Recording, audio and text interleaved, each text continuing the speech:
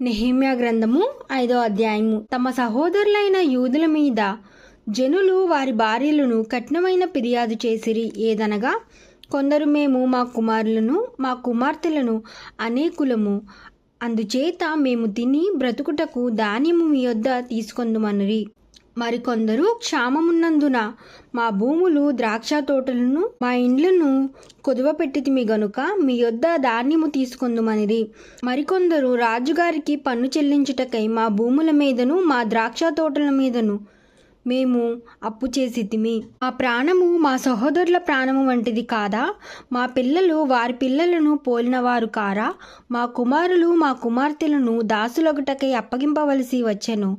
ఇప్పటికీ మా కుమార్తెలలో కొందరు దాస్యత్వంలోనున్నారు.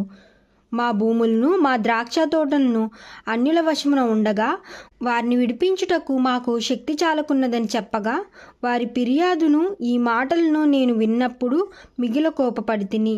అంతట నాలో నేను యోచన చేసి ప్రధానులను అధికారులను గద్దించి, మీరు మీ సహోదరుల యొద్ద వడ్డీ పుచ్చుకొనుచున్నారని చెప్పి వారిని ఆటంకపరచుటకై మహాసమాజమును సమకూర్చి అన్యులకు అమ్మబడిన మా సహోదరులైన యూదులను మా శక్తి కొలది మేము విడిపించితిమి.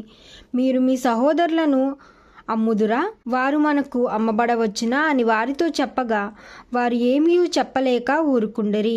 మరియు నేడు మీరు చెయ్యునది మంచిది కాదు.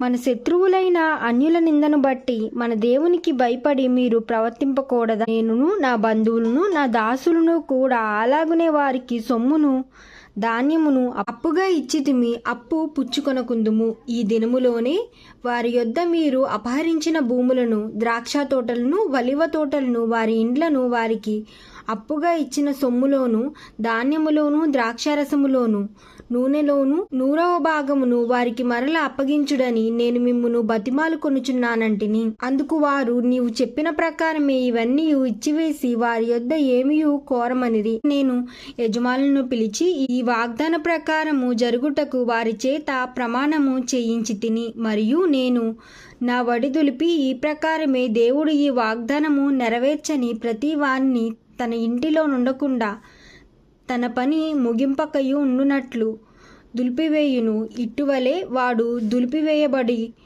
ఏమీ లేనివాడుగా చేయబడునుగాక అని చెప్పగా, సమాజకులందరూ అలాగూ కలుగునుగాక అని చెప్పి యెహోవాను స్తుతించిరి.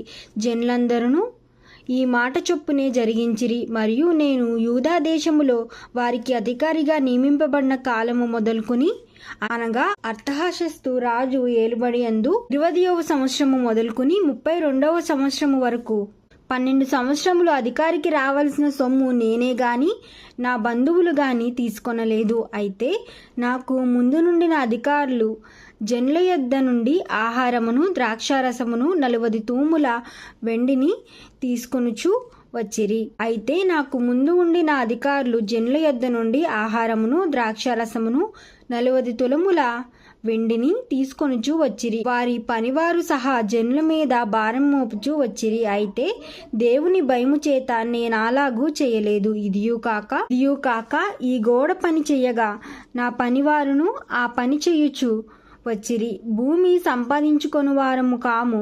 నా భోజనపు బల్ల యొద్ద మా చుట్టూనున్న అన్యులలో నుండి వచ్చిన వారు కాక యూదులను అధికారులను 150 మంది కూర్చునిండిరి. నా నిమిత్తము ప్రతిదినము 1 ఎద్దును, శ్రేష్టమైన 6 గొర్రెలను సిద్ధము చేయబడెను.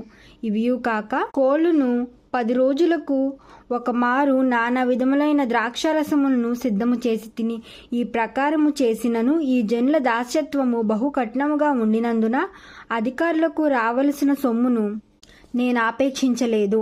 నా దేవా, ఈ జనులకు నేను చేసిన సకలమైన ఉపకారములను బట్టి నాకు మేలు కలుగునట్లు నన్ను దృష్టించుము. ఆమేన్.